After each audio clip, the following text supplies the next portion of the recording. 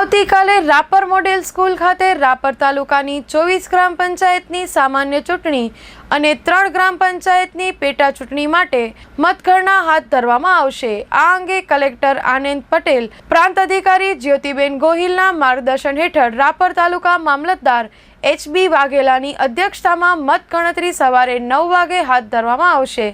આ અંગે મામલતદાર HB વાઘેલાએ માહિતી આપતા જણાવ્યું કે 10 રૂમમાં ગણતરી આરઓવાઇઝ, એક રૂમમાં 4 ટેબલ પર ગણતરી થશે। દરેક ટેબલ પર 4 કર્મચારીઓ ગણતરી કરશે।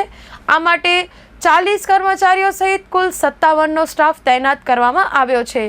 આ કામગીરીમાં નાયબ મામલતદાર BK કોરાટ, DP રાઠોડ, વિશાલ મહેશ્વરી, SB ગાસુરા, પ્રવીણ સોનગરા, BJ ચાવડા, ભરત પરાલિયા વગેરે ફરજ બજાવશે।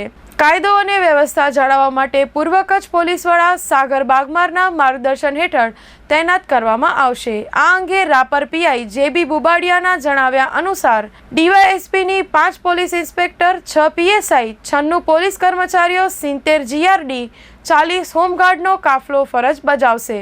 રાપર તાલુકાની ગ્રામ પંચાયતની ચૂંટણી માટે આવતીકાલે સવારે 9 વાગ્યાથી મોડેલ સ્કૂલ ખાતે મામલતદાર HB વાઘેલાના વડપણ હેઠળ બેલેટ પેપર દ્વારા થયેલ મતદાનની મતગણતરી હાથ ધરવામાં આવશે।